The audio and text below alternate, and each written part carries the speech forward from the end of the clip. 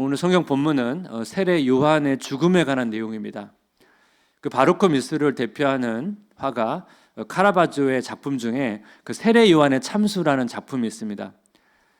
이 작품을 카라바조의 작품 중에 거의 최고의 작품 중에 하나로 보통 평가하기도 합니다. 이 카라바조는 천재적인 미술적 재능을 가지고 있었지만 좀 연약함이 있어서 좀 사고를 많이 쳤습니다. 그래서 이 세례 요한의 참수라는 작품도 이 카라바조가 이 몰타섬에 도망을 갔을 때 그렸던 그림입니다.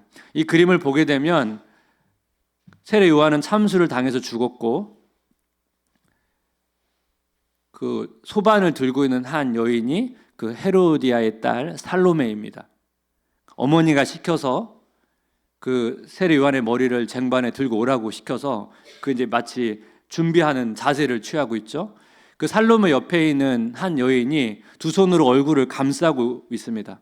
세례 요한의 죽음에 대해서 되게 고통스러워하고 있습니다. 그리고 그 옆에 그 세례 요한을 참수시킨 남자 옆에 서 있는 한 남자는 이제 간수로 보입니다. 왜냐하면 그 허리에 열쇠가 있거든요.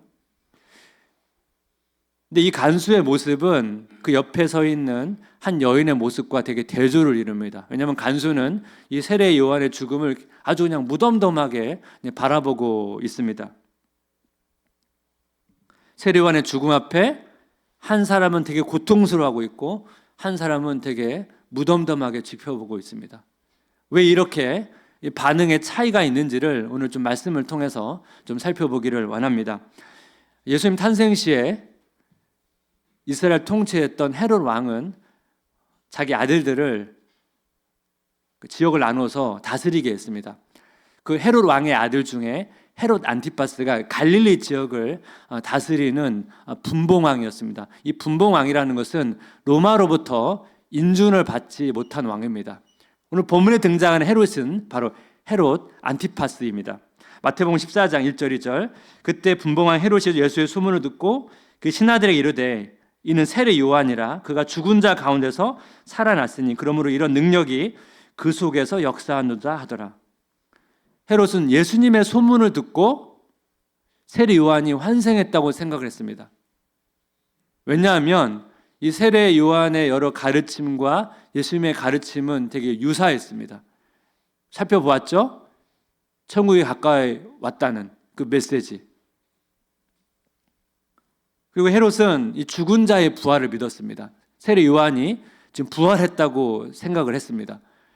그럼 왜 헤롯은 세례 요한이 부활했다고 생각을 했을까요? 마태복음 14장 3절에서 5절을 보니까 전에 헤롯이 그 동생 빌립의 아내 헤로디아 일로 요한을 잡아 결박하여 옥에 가두었으니 이는 요한이 헤롯에게 말하되 당신이 그 여자를 차지한 것이 옳지 않다 하였음이라.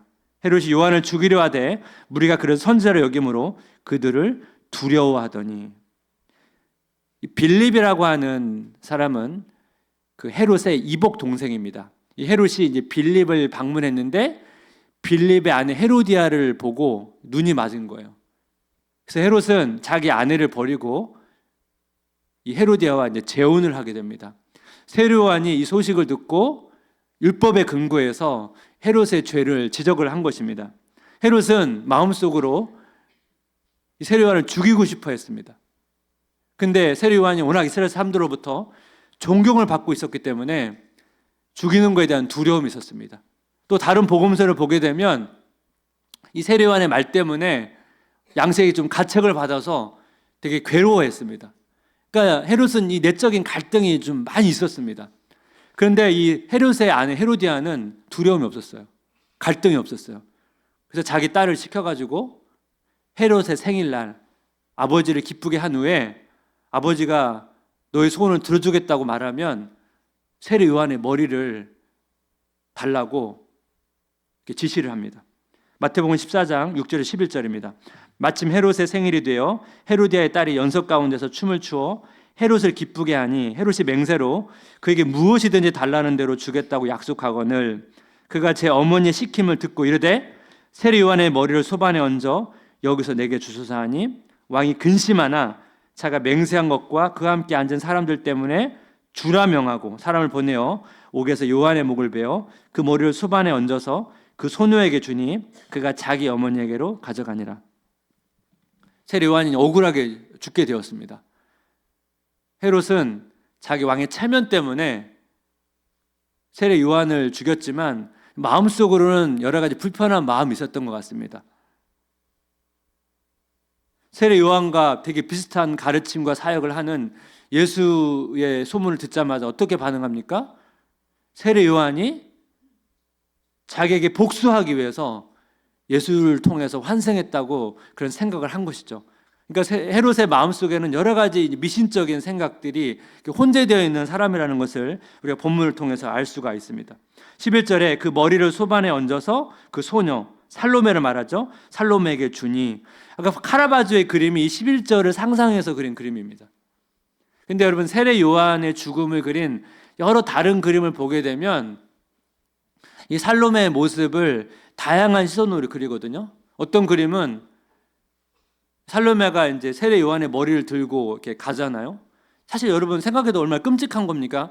그 머리를 자른 그 머리를 소반에 얹어서 들고 갔을 때. 어떤 그림은 너무 끔찍하니까 막 그 고통스러워하면서 그 소반을 들고 가는 그림도 있고요. 어떤 그림은 그 카라바지 그림의 간수처럼 무덤덤하게 그 세례 요한의 머리를 들고 가는 그림도 있습니다. 사실 성경에 뭐 자세히 어떤 사람의 표정까지 나와 있지 않기 때문에 알 수는 없지만 그렇게 상상해서 그림을 그린 것이겠죠. 어쨌든 그 사람들의 반응은 되게 다양할 텐데 중요한 것은 뭐냐면 이런 사람들의 반응의 차이는 영적이라는 거예요. 무엇이 이런 반응의 차이를 만드는지를 오늘 세례 요한의 삶을 통해서 한번 살펴보기를 원합니다. 세례 요한에게서 배워야 할 것 첫 번째는 뭐냐면 경이로움을 경험하는 삶입니다. 경이로움을 경험하는 삶. 우리가 마태복음 앞부분에서 세례 요한의 의식주의 삶을 한번 살펴봤습니다. 마태복음 3장 4절인데 한번 같이 읽겠습니다. 이 요한은 낙타털 옷을 입고 허리에 가죽띠를 띠고 음식은 메뚜기와 석청이었더라. 여기 보게 되니까 그 광야 생활을 하는 과정에서 그의 복장과 무엇을 먹었는지가 기록되어 있는데요. 세례 요한은 제사장 가문의 출신입니다. 근데 이 제사장의 직분을 포기하고 이제 광야로 간 거죠. 선지자로서의 사역을 한 것입니다. 근데 여러분, 광야는 어떤 곳이죠? 사람이 없는 곳이고 고독한 곳이고, 이렇게 성경에서 광야는 하나님께서 말씀하시는 곳입니다. 여러분, 광야에 가게 되면 이 밤에 이 별이 잘 보입니다. 별이 쏟아지는 것처럼 보입니다. 그 현대인들이 별을 잘 보려고 막 강원도 산에도 가고 또 뭐 해외 여행을 가게 되면 뭐 이런 사막 지역 이런 데를 가지 않습니까? 왜냐하면 이 도시는 별이 잘 안 보이거든요. 근데 이런 광야 가게 되면 별이 많이 보입니다. 그 압도적인 그 별을 보면서 이 경이로움을 사람들이 느끼는데, 특별히 하나님의 자녀는 이 별의 아름다움을 넘어서 그 별을 창조하신 그 하나님을 바라보면서 이 경이로움을 발견합니다. 싱클레어 퍼거슨 목사의 글 중에 하나님이 어떤 분인지와 그분이 우리를 위해 하신 일을 생각할 때 우리의 마음속 가득 솟아오르는 존경심과 두려움과 기쁨과 즐거움과 경이로움이 모두 섞여 있는, 딱히 어떤 것이라고 분명히 말할 수 없는 감정이 하나님을 두려워하는 것이다. 이 하나님을 두려워하는 마음, 우리가 보통 이제 경외함이라는 말로 많이 표현하는데요. 경외함이라는 단어 안에 존경심, 두려움, 즐거움, 기쁨, 이 경이로움이 이렇게 섞여 있다는 거예요. 세례 요한은 그 광야에서 이 경이로움에 충만한 삶을 누렸습니다. 그걸 뭘 가지고 알 수 있습니까? 제사장 가문의 출신인데 그가 입은 옷을 보면, 먹는 것을 보게 되면 그는 이 사람들의 시선에 되게 자유하다는 것을 알 수 있죠. 하나님의 경외로움, 하나님의 경외함, 이 경이로움으로 충만한 삶을 사는 사람들의 특징이 뭐냐면 이 사람들의 시선에 자유하다는 거예요. 하지만 그는 또 이스라엘 백성을 향해서는 애정과 사랑으로 복음을 전했습니다. 헤롯의 삶은 반대죠. 그의 삶에는 이 경이로움이 없어요. 이스라엘 백성들의 반응이 되게 예민해요. 그래서 그들의 마음을 살려고 막 성전도 건축하고, 하지만 폭정을 저지르면서 이스라엘 백성들 되게 힘들게 했습니다. 백성을 향한 사랑과 관심이 없었습니다. 이것도 잘 보여주는 한 예화가 있는데요.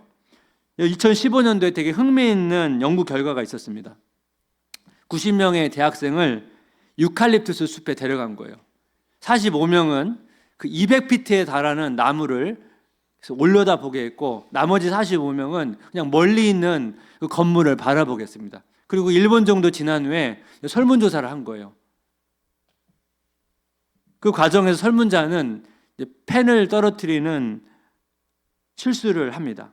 근데 이 실험의 포인트가 뭐냐면 설문 내용이 아니고 펜을 떨어뜨린 사람을 얼마나 잘 도와주는지를 관찰하는 거예요.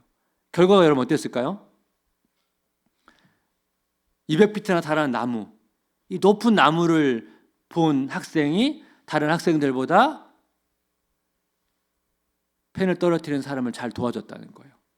뭘 얘기할까요? 200피트나 달하는 나무를 본 학생들이 느끼는 건 뭡니까? 그 압도적인 크기의 나무를 보면서 경이로움을 느끼거든요.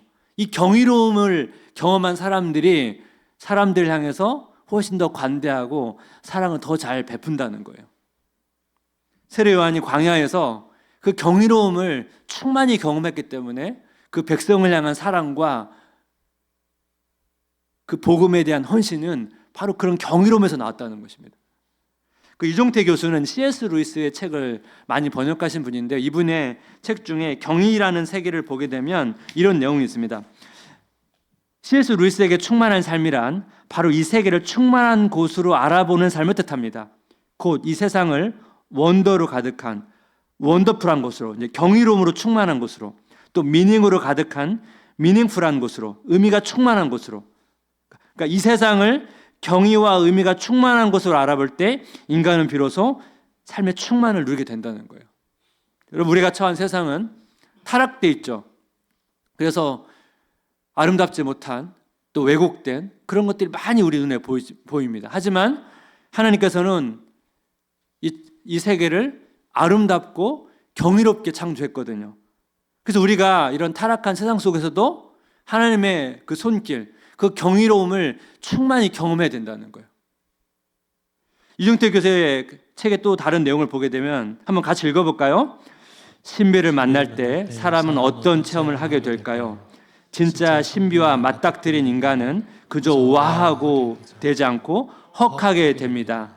진짜 신비와 맞닥뜨린 인간은 와하고 숨을 내뱉게 되지 않고 헉하고 숨이 멎게 됩니다. 여기 보면 와와 헉을 비교하고 있죠. 아름다운 자연을 여러분 경험하게 되면 보통 와하는 감탄을 하죠. 하지만 그 아름다운 자연을 창조하신 하나님의 그 광대하심과 전능하심을 우리가 생각하게 되면 뭐요? 헉하게 되는 경험을 하게 된다는 겁니다. 제가 지난주에 제가 어린 시절에 강경에서 지냈을 때 그 옥녀봉이라는 그 언덕에 자주 갔었다고 말씀을 드렸죠. 제가 어린 시절에 강경을 벗어난 적이 없었다는 것을 감안하고 들으시면 좋겠습니다. 옥녀봉이 아주 작은 언덕이어서 금방 올라가요. 근데 그 올라가서 보는 풍경은 제가 어린 시절에 뭐 다른 곳에 가보지 않았기 때문에 가슴이 벅찼어요.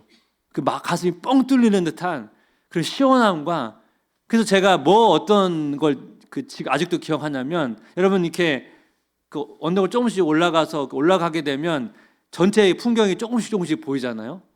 그 올라갈 때 여러분 그 가슴 떨림, 그 보게 됐을 때 전체 경치가 싹 보게 됐을 때 느끼는 그 뭐랄까 떨림 때문에 그 올라가면서 느끼는 그 가슴, 제가 그게 생각이 나거든요. 제가 이전에 설교 때 한번 말씀을 드렸는데, 제가 어린 시절에 강경에서 지내고 나서 사실 그 뒤로 강경을 간 적이 없어요. 근데 제가 그 코로나 때 강경이 너무 가고 싶은 거예요. 어떻게 변했는지. 제가 한번 가봤거든요. 갔는데 뭐 많이 바뀌진 않았습니다. 근데 제가 그때 이제 옥녀봉에 올라가서 내가 놀랐던 게 뭐냐면, 그 전엔 없었는데 거기 여러 가지 이제 그 뭐 역사적 기록들을 이렇게 남겼는데, 그 강경이 기독교 역사에 굉장히 중요한 장소라는 것을 그때 제가 알게 됐습니다. 일제시대 때 많은 그리스도인들이 순교의 피를 흘렸던 그 교회가 있었던 곳이더라고요. 제가 그 사실을 알고 되게 놀랐습니다. 어린 시절에 제가 신앙이 없을 때는 그 옥녀봉에 올라가서 그 경치를 보면서 와 하고 감탄을 했는데, 제가 나중에 지나서 신앙을 갖게 된 이후에 그곳에 방문했을 때 그곳이 많은 그리스도인들이 순교의 피를 흘렸던 곳이라는 사실을 알게 됐을 때는 마음속에 깊은 혹하는 그런 감동이 있었거든요. 우리가 일상에서 늘 반복되는 그 일상의 경험 속에서도 혹하는 이런 경이로움을 우리가 경험해야 된다는 것입니다. 이게 중요하다는 거예요. 그래서 우리가 여러분 기도하면 좋겠습니다. 우리가 반복적인 일상 속에서 그 하나님의 간섭, 하나님의 예비한 손길, 그것을 내가 보고 감탄하고 혹할 수 있는 그런 은혜를 경험할 수 있도록 여러분이 기도를 하셔야 된다는 것입니다. 세례 요한에서 배워야 할 것 두 번째는 뭐냐면 용기 있는 삶이에요. 용기 있는 삶. 자, 앞에서 말씀드린 것처럼 헤롯 왕은 상식적인 사람이 아니에요. 거의 광기를 가진 사람이거든요. 어느 신하가 이 헤롯 왕에게 잘못을 지적할 수 있었겠습니까? 마태복음 14장 4절 5절, 이는 요한이 헤롯에게 말하되 당신이 그 여자를 차지한 것이 옳지 않다 하였음이라. 헤롯이 요한을 죽이려 하되 무리가 그 선지자를 여김으로 그들을 두려워하더니. 여러분, 세례 요한이 헤롯 왕이 어떤 사람인지 몰랐을까요? 아마 알았을 것이거든요. 세례 요한은 용기를 내어서 헤롯 왕에게 그의 잘못을 말한 것이에요. 클레이 키건의 이처럼 사소한 것들이라는 소설을 보게 되면 그 폴롱이라는 남자 주인공이 나오는데요. 이 폴롱은 아일랜드 시골에서 이 석탄과 나무를 판매하는 판매상입니다. 그는 어린 시절에 상처도 가진 그냥 평범하고 착한 사람인데요.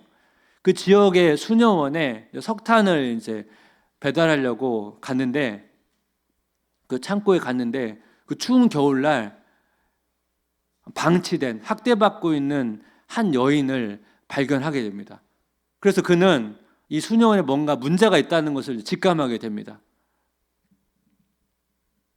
돌아와서 아내나 마을 사람들이 이 수녀원과 갈등 관계를 갖지 말라고 계속 권면합니다. 이 수녀원이 워낙 마을 곳곳과 다 연결되어 있어서 이 수녀원과 자꾸 관계를 맺게 되면 당신에게 엄청난 피해가 올 수도 있다. 그런 권면들을 하는 거예요. 이런 이야기를 듣고도 폴로는 마음속 깊은 곳에 되게 답답함을 느낍니다. 그리고 자꾸 발걸음이 그 수녀원을 향하는 거예요. 그리고 그 추운 겨울에 창고에 가보니까 여전히 그 어린 여인이 그 창고에 갇혀 있는 것을 보게 됩니다. 그래서 그는 결심을 해서 그 어린 여인을 자기 집으로 데려오기로 결심합니다. 그 여인을 데려오는 과정에서 이제 마을을 지나가지 않겠습니까? 마을 사람들을 만나는데요. 그 소설의 내용 중에 이런 내용이 있습니다. 두 사람은 계속 걸었고 폴롱이 알거나 모르는 사람들을 더 마주쳤다. 문득 서로 돕지 않는다면 삶에 무슨 의미가 있나 하는 생각이 들었다. 그 나날을, 수십 년을, 평생을 다 한 번도 세상에 맞설 용기를 내보지 않고도 스스로를 기독교인이라고 부르고 거울 앞에서 자기 모습을 맞이할 수 있나? 폴롱은 자기 이 행동이 수녀원과 갈등을 가져올 것이라는 것을 또 알았고, 아마 자기 사업에도 어려움이 올 거라는 것을 예상했습니다. 하지만 그 불쌍한 여인을 도와줘야겠다는 용기를 갖게 됐다는 거예요. 이 소설의 마지막 부분을 보게 되면 이 폴롱의 내적인 갈등을 보여줍니다. 이 두려움과 헤쳐나가라는 이 믿음을 표현하고 있는데, 그 부분을 한번 제가 읽어보겠습니다. 최악의 상황은 이제 시작이라는 걸 폴롱은 알았다. 벌써 저 문 너머에서 기다리고 있는 고생길이 느껴졌다. 하지만 일어날 수 있는 최악의 일은 이미 지나갔다. 하지 않는 일, 할 수 있었는데 하지 않는 일, 평생 지고 살아야 했던 일은 지나갔다. 지금부터 마주하게 될 고통은 어떤 것이든 지금 옆에 있는 이 아이가 이미 겪은 것, 어쩌면 앞으로도 겪어야 할 것에 비하면 아무것도 아니었다. 자기 집으로 가는 길을 맨발인 아이를 데리고 구두 상자를 들고 걸어 올라가는 폴롱의 가슴 속에서는 두려움이 모든 감정을 압도했으나, 그럼에도 폴롱은 순진한 마음으로 자기들은 어떻게든 해 나가리라 기대했고 진심으로 그렇게 믿었다. 벌롱은 이 일을 그냥 덮어버린다면 자기 마음 깊은 곳에 평생 져야 될 짐을 져야 된다는 그런 생각을 했다는 거예요. 그리고 자기가 겪게 될 어려운 것은 이 어린 여인이 겪었던 것, 아니면 앞으로 겪게 될 것에 비하면 작을 거라 그렇게 생각을 하고, 하지만 그래도 뭐예요? 두려움이 자기를 압도했다는 거예요. 하지만 어떻게든 헤쳐나가려는 그 믿음이 있었다는 것입니다. 이 사건은 아일랜드 실제 있었던 사건은 수술을 만든 겁니다. 아일랜드는 카톨릭 국가거든요. 이 국가의 지원을 받는 수녀원이 수많은 사람들을 학대했다는 것이 나중에 밝혀졌습니다. 저는 이 내용을 좀 보면서, 여러분, 수녀원이 어떤 곳이죠? 이 세상에서 지쳐있는 사람들이 그 하나님의 경외로움을 발견하고자 가는 곳 아닙니까? 근데 이 수녀원은 그런 하나님에 대한 경외로움이 하나도 없고 인간을 학대하고, 오히려 세상 속에서 상처있는 한 평범한 사람은 용기를 내어서 이 연약한 사람을 도와주고 있다는 것입니다. 이 소설책의 제목이 이처럼 사소한 것들이거든요. 무슨 의미가 있을까요? 한 사람의 평범한 사소한 용기 있는 행동이 어떤 놀라운 변화와 영향력을 미칠 수 있다는 것을 이 소설은 말하고 있는 것 같습니다. 우리 일상에서 이러한 사소한 용기 있는 행동들이 필요하다는 것을 우리에게 보여주고 있는 것입니다. 여러분, 존 패튼의 글을 한번 같이 읽어보면 좋겠습니다. 용기란 두려움이 없는 게 아니라 보통 사람들보다 두려움을 1분 더 견디는 것이다. 용기란 두려움이 없는 게 아니라 보통 사람들보다 두려움을 1분 더 견디는 것이다. 천성적으로 뭔가 되게 두려움이 없는 사람이 하는 게 아니고, 두려움이 있지만 그 두려움을 이기고 견디면서 하는 것이라는 거예요. 우리 일상에서 이런 용기 있는 행동들이 필요하다는 것이죠. 여호수아 1장 9절, 내가 내게 명령한 것이 아니냐? 강하고 담대하라. 두려워하지 말며 놀라지 말라. 내가 어디로 가든지 내 하나님 여호와가 너와 함께 하느니라 하시니라. 여호수아에게 하나님께서 하신 말씀입니다. 여호수아 안에 두려움을 하나님께서 읽으신 거죠. 여호수아 왜 두려워했을까요? 모세라고 하는 뛰어난 지도자의 뒤를 이어서 그 이스라엘 백성들을 이끌고 가야 되니까 당연히 여러분, 여호수아 마음 가운데 두려움이 있죠. 무거움이 있죠. 저는 이 본문을 묵상하면서,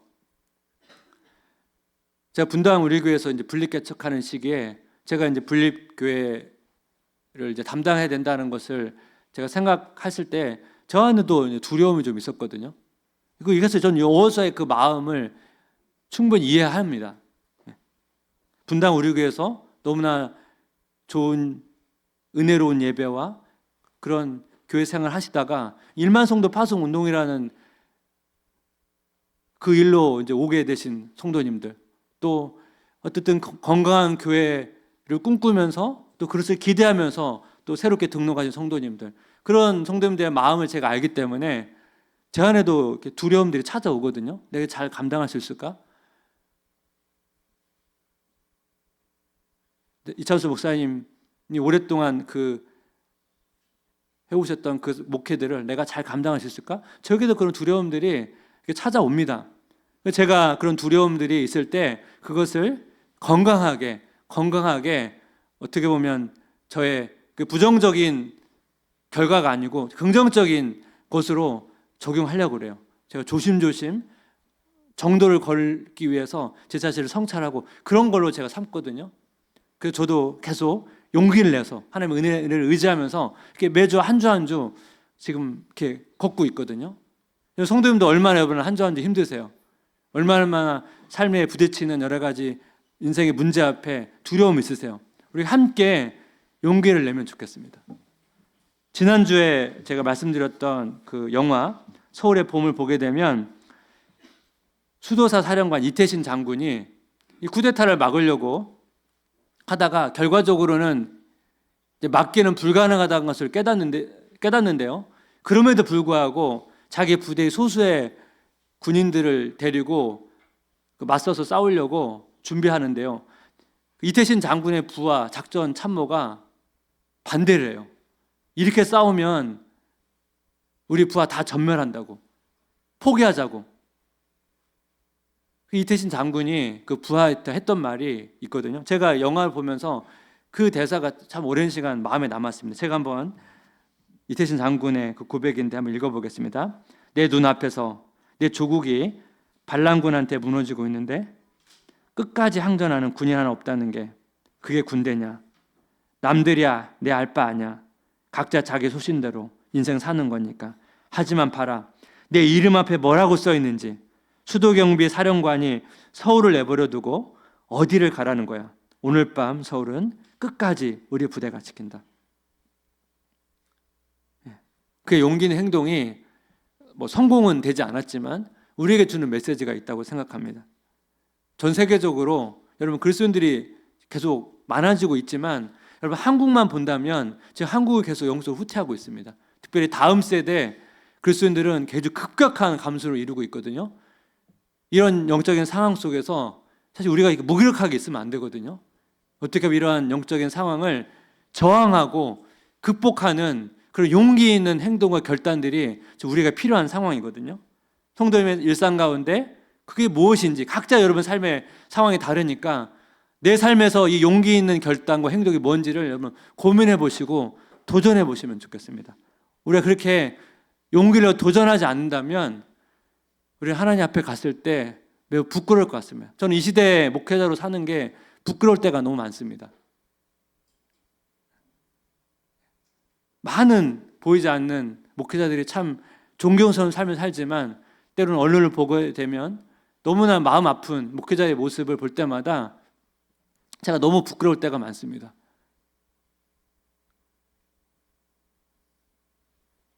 오늘 말씀을 좀 마무리하면서 세례 요한은 일상에서 이 경이로움을 충만히 경험했습니다. 그리고 용기 있는 행동을 했죠. 용기 있는 행동의 결과는 죽음이었습니다. 근데 여러분 세례 요한의 죽음은 예수님의 죽음을 예비하는 길이었습니다. 예수님의 삶을 보셔도 예수님도 동일하게 경이로움이 충만한 삶을 사셨고 용기 있는 삶을 사셨어요. 예수님의 용기 있는 행동의 결과도 죽음이었습니다. 근데 예수님의 죽음이 우리에게 가져준 축복이 뭡니까? 우리가 그 경이로운 충만한 삶을 풍성히 누릴 수 있도록 그 길을 열어주셨습니다. 그래서 우리가 일상의 이 경이로움을 충만히 경험한 삶을 여러분 살아야 됩니다. 이거는 반드시 누려야 되는 거예요. 하나님께서 우리에게 주신 축복이고 당연히 누려야 되는 건데 당연히 누려야 될 걸 우리가 누리지 못하는 것은 우리의 문제죠. 그것을 여러분들이 기도하면서 내가 어떻게 하면 내가 일상에서 이 경이로운 충만한 삶을 살 것인가를 묵상하고 기도하면서 한 주간 보내시면 좋겠습니다. 그래서 여러분 이번 한 주간 그렇게 기도하면 좋겠습니다. 하나님, 내가 정말 경이로움으로 충만한 삶을 살기를 원합니다. 그리고 일상에서 그런 하나님의 손길들을 내가 맛보기를 원합니다. 그리고 맛봄을 통해서 내 삶에서 용기 있는 결단을 통해서 많은 변화와 영향력의 삶에 출발점이 일어나기를 주님의 이름으로 기도하고 축복합니다. 우리 같이 말씀을 생각하면서 같이 찬양하면 좋겠습니다. 고개 들어 주를 맞이해, 고개 들어 주를 맞이해, 주를 맞이해 엎드려 경배하며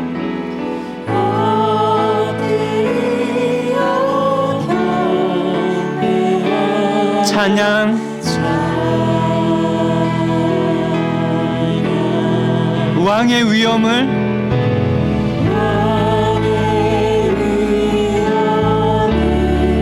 신령과 진정한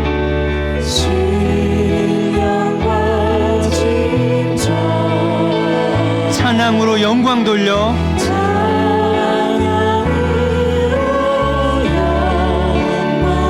만왕의 왕께. 우리 다시 한번 고백할까요? 고개 들어 주를 맞이해,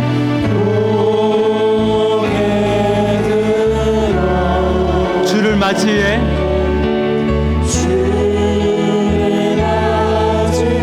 이 경이로움을 발견한 사람들의 반응, 엎드려 경배하며, 엎드려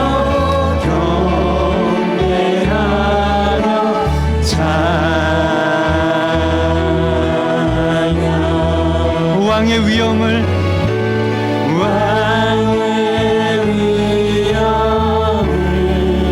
신령과 진정한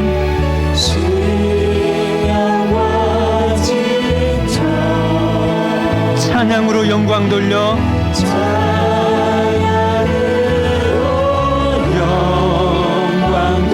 만왕의 왕께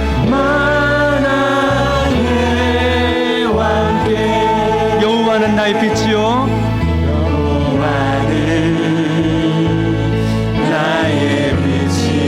여호와는 나의 구원이시니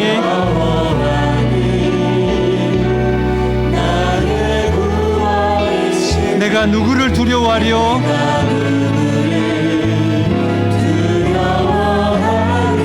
여호와는 생명의 피난처시니 주의 인자가 생명보다 나음으로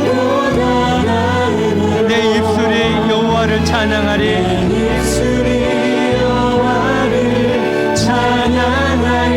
내 평생에 주를 찬양하며 주의 이름으로 내 손 들리라 주의 인자가 생명보다 나음으로 내 입술이 여호와를 찬양하리 내 평생에 주를 찬양하며 주의 이름으로 내 손 들리라. 우리 시간 기도할 때 우리가 사는 세상 우리의 일상이 늘 아름다운 것은 아닙니다. 때로는 부패하고 타락한 곳이기 때문에 고통이 있고 때로는 지루함도 있고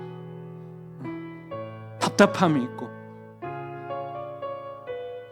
하지만 그 속에서 일하시는 그 하나님의 경이로움을 경험해 갈 수 있도록 우리가 무엇을 보느냐에 따라서 우리 인생이 달라질 수 있습니다. 이 시간 기도할 때 하나님 이 타락한 세상 가운데 이 힘든 일상 가운데 그 하나님의 경이로움을 우리가 발견할 수 있도록 인도해 주옵소서.